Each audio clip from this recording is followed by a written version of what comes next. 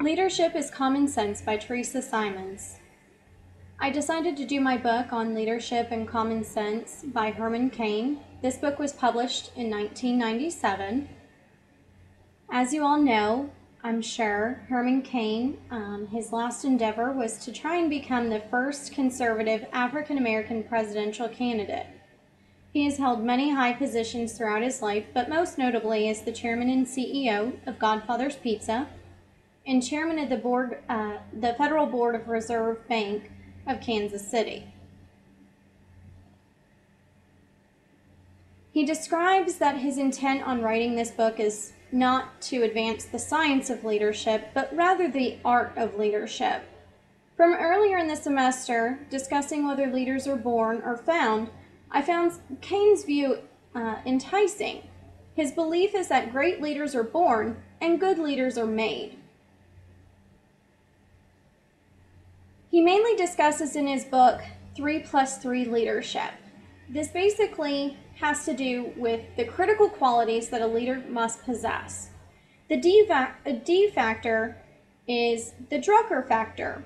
This was a gentleman that he had met while listening to him speak at a seminar. Drucker was a person who inspired him in the idea that people have to motivate themselves. The D factor means that your high self-motivation, and not everyone possesses this quality, and that's why it's such a critical quality to have. If you're happy at what you're doing, Cain says, then you'll be a great leader. If you're unhappy, that's going to be a personal barrier. That's a part of the 3+3 that we'll discuss on the next slide. The E factor is the entrepreneurial factor.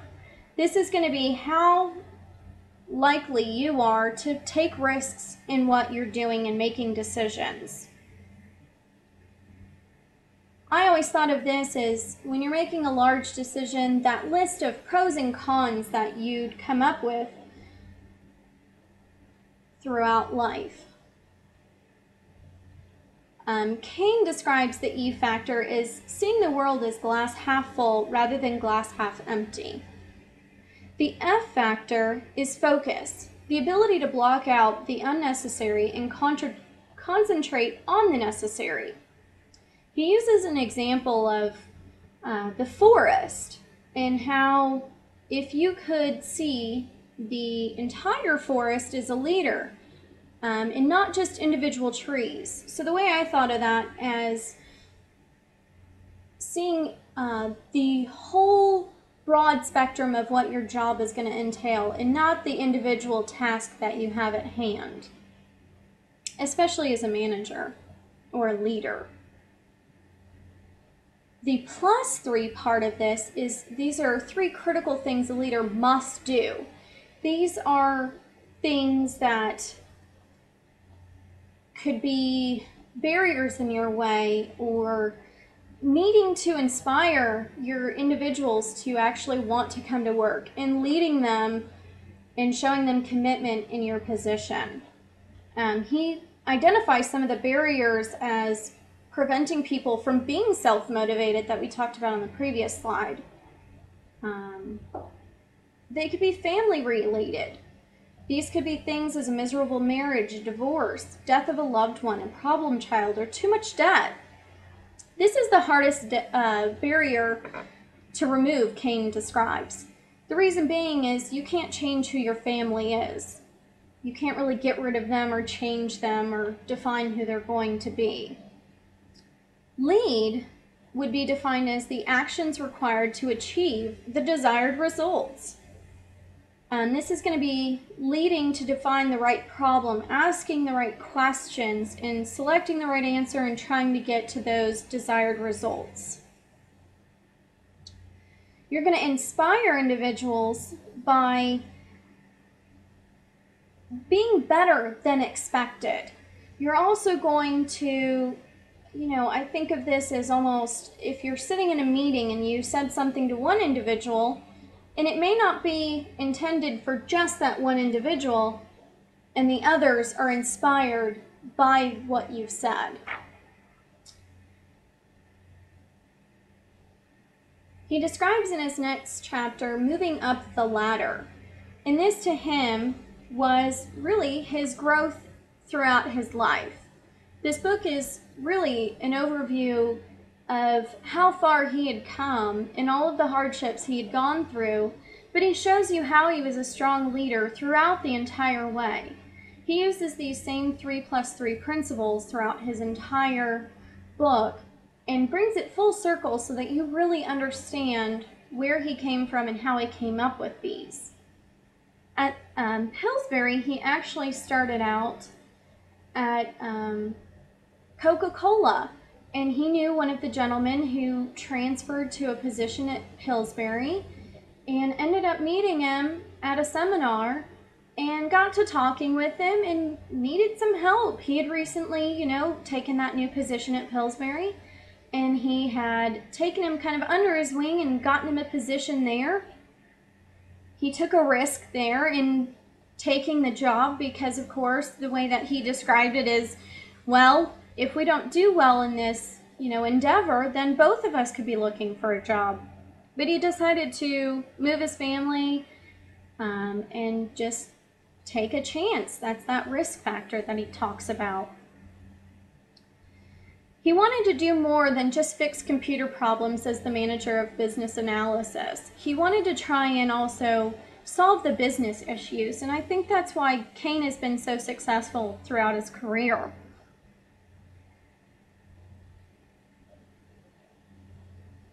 The next position that Cain actually took was at Burger King. And throughout Burger King, he had this really great idea that he would not fix everything, because of course you can't fix everything, but he had this idea that he would try and make people in his individual restaurant try and become a close-knit group. And he wanted to make sure that customers felt that employees were happy to be there and come to work. So he came up with this program called the Happy Bees. Now, people had to want to be a part of the Happy Bees. It wasn't something that he told them they must do, and I think that's why it worked out so well for him. What it stood for, though, is that bad moods had to stay at home. You had to keep eye contact with the customer, and you had to do it every day. He noticed that sales went up, customers even noticed, and they even made comments to him saying, how did you get everybody at the front counter to be so happy? And what it boiled down to is he made it a position that others wanted. The next position that he held was at Godfather's Pizza. And he actually took over Godfather's Pizza April 1st of 1986. This is when he became the president of Godfather's Pizza. His main goals when he was looking at everything, when he first came in, was looking at their competition.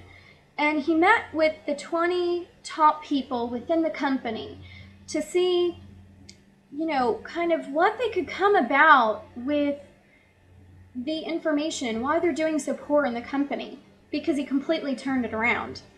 And what he found out is actually that, as you see the graph on the right, the existing people were great, or good. The strategic and tactical focus was non-existent. The infrastructure was weak, and the corporate and field morale was really poor. But the franchisees were hopeful, and that Godfather's identity was blurred, and leadership decisiveness was weak. But he also noticed that that's where they needed to come out with focus. And he also created a new logo, and I think it was a new way to kind of freshen up Godfather's Pizza. He also came up with this great idea of big value. And big value meant that you got 2 large pizzas, and you got them for under $12. So it was this great thing, and it really became something huge. The next chapter is Attack of the Herminator. As many of us know, he had this debate with President Clinton in his healthcare plan and making sure that he understood that this is going to be a big, huge impact on the restaurant industry and that he was going to have to lay off individuals based on this healthcare plan. And it's just this back and forth between him and President Clinton, and it's really great. And his first initiative was the One Voice, and what that was is to get everybody within the restaurant association to actually call in and sign a petition to get this, to not be signed into law. And then the second thing was the Bite Back. And Bite Back actually kind of also stood for, we're going to put some teeth into this, and we're really going to get into this, and we're going to have a debate. That also stood for Better Impact the Elected. And then he looked at the leadership qualities of the president next, and he realized that he needed to look, listen, and learn rather than just lead. And then he goes into success as a journey. He watched his father actually, leave his home at 18 years old and to try and build a better life. Cain's father had, at one point in time, 3 jobs just to try and be able to save enough money for a down payment on a home. They were currently living in a duplex. His father had this focus of wanting to buy them a whole house. The seed of corn was really just that his band director told him that he needed to see that success starts from the inside and must be cultivated with encouragement and accomplishment to prevent the growth of weeds of doubt. The house was actually him going to Morehouse College, and a whole new world was that he was a recent graduate from Morehouse, and he had 25 different positions to choose from, and he picked one with the Navy, which is really awesome. He picked actually a position in which he was with the Naval Weapons Laboratory and doing mathematics. Discrimination, he describes the different things that he was discriminated against that he had never seen before once he moved to Virginia. And this is kind of some of the barriers that he talks about, that the color of his skin has never been a barrier for his performance or success inside of himself, but rather individuals around him. The no vacancy had to do with being at the Navy, and he reached the peak of his career and had nowhere to go, so he tried to move on and tried to get a position within corporate America. Never look back. He discusses how he never looked back on his journey, and he feels that he's exceeded all of the expectations that he had for himself. He tells you in this last, chapter to just live your dreams, to really take everything that he's taken about leadership, but to really lead yourself and lead with your dreams and what you want to do. We live in America where we have the pursuit of happiness, and it's supposed to be, one of these great things that it's your life. You do what you want with it. You want to get those great positions, but sometimes you have to take that risk and you just have to go for it. It's just this great thing. And I'm going to end with this wonderful poem that he actually ended his book with.